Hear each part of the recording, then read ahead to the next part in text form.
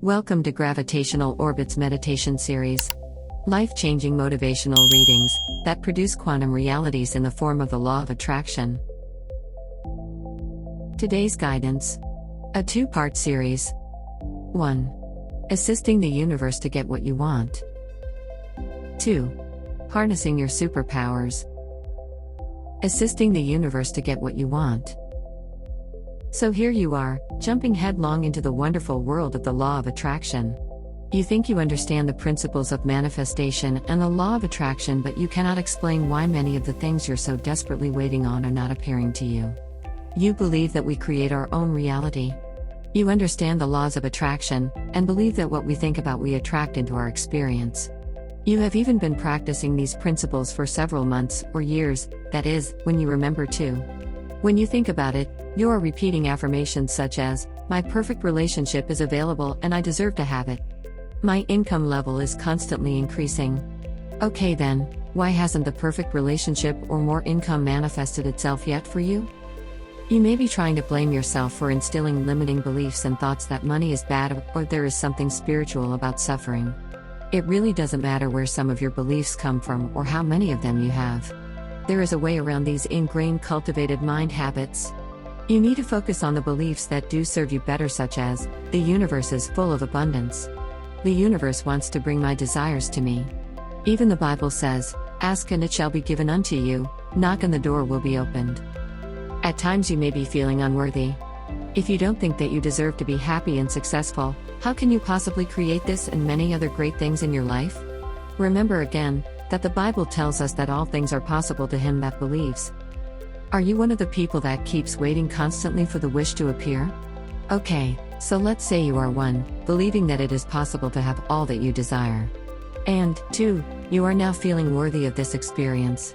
You feel like you have done your part and now you are just waiting for the universe or God to fulfill those desires. There is another little piece here that could perhaps be the missing component for you to consider. Taking action. But wait a minute, you say. I thought that I just have to ask and know that the universe will supply, and presto, it appears. True, but let's see how taking action can assist in this process, as it's another integral piece of your equation. When you start taking action, any action in the direction of your desires, you are showing the universe that you are serious. It also facilitates the process because you have focused your attention on your actions instead of your waiting. This action doesn't need to be huge earth-shattering stuff. This action can come from feeling of inspiration, intuition, or even coincidental events. One very important thing to keep in mind when you do take action is to be sure to feel good about it, about yourself and what you want beforehand. Now you know how to assist the universe in fulfilling your dreams. Harnessing your superpowers.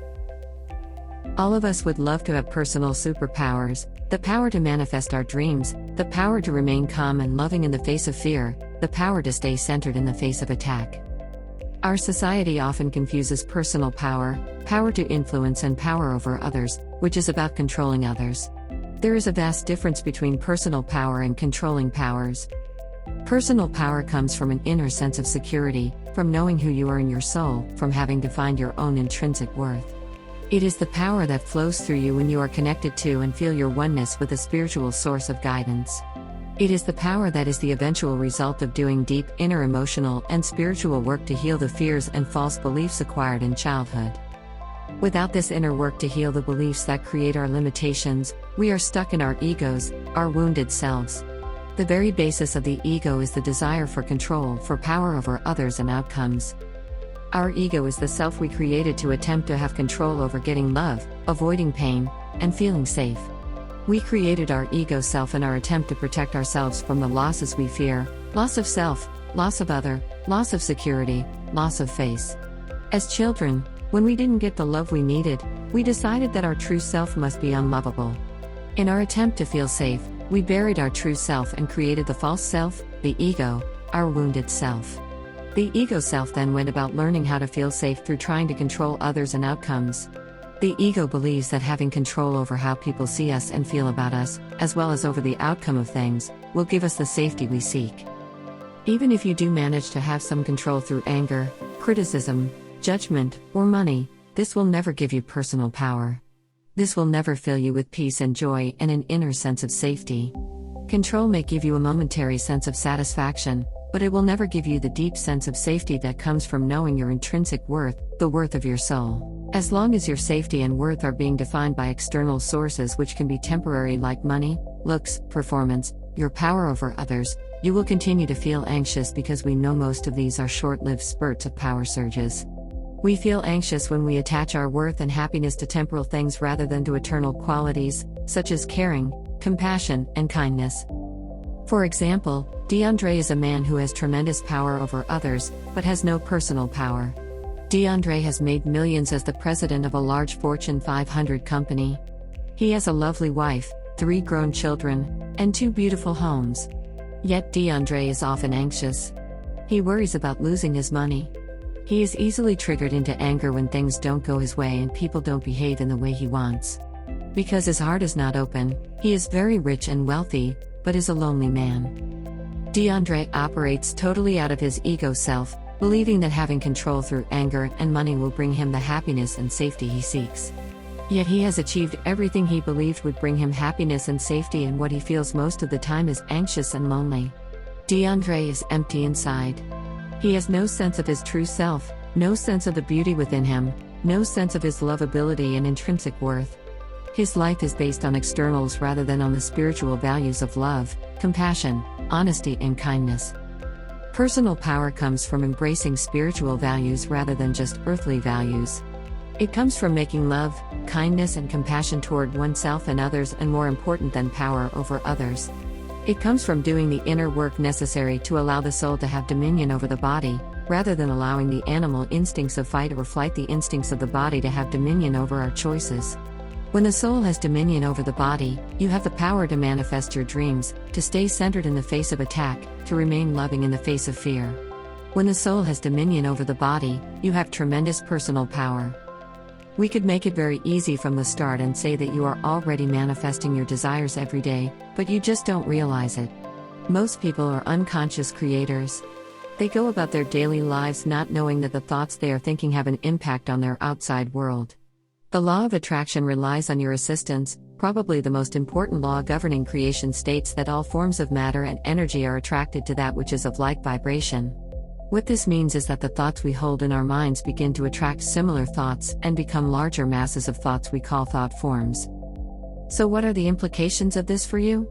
Stated simply, you get what you focus on. But I'm always thinking about money and I never have any, you say. And that is because you never stay focused on the abundance in your life, but are always looking at the lack of what you do have. So that is what you attract into your life. If you could stay focused on one thing and imagine the excitement you would feel if you already had it, it would show up in your life in a relatively short time. The world you see is only a mirror of all the thoughts you have inside of you. Change your thoughts and you change the perception of your world. Quantum physics teaches us that nothing exists independently of your perception of it. In actuality, you get to choose what you see. That is why several people observing the same thing each have different opinions as to what really happened. If you want to manifest your desires, there are a few steps you need to follow. Number 1 in importance is knowing what you really want. The more definitive you can be, the easier it will be to reach your goal. Number 2 in importance is the more enthused, excited, and emotionally charged you are about something, the faster you will see it show up in your life. Next, you have to allow it to come into your life. What I mean by this is not to expect it to come in a certain way, the when, where, or how. Just let it flow into your life. And lastly, you should have a feeling of gratitude or thankfulness in advance, to be grateful before and for the thing that you want. Good luck in your manifesting and thanks for reading.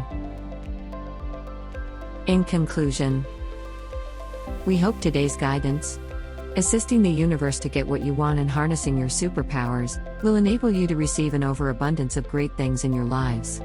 Remember this, you were made to do great things. It is a proven fact that humans only use 20% of their brains, so plug into the source, power up and engage your mind and willpower into hyperdrive. Thank you for joining us today at Gravitational Orbit, a mind spring of guided meditation, affirmations and inspirational readings to help you throughout your day.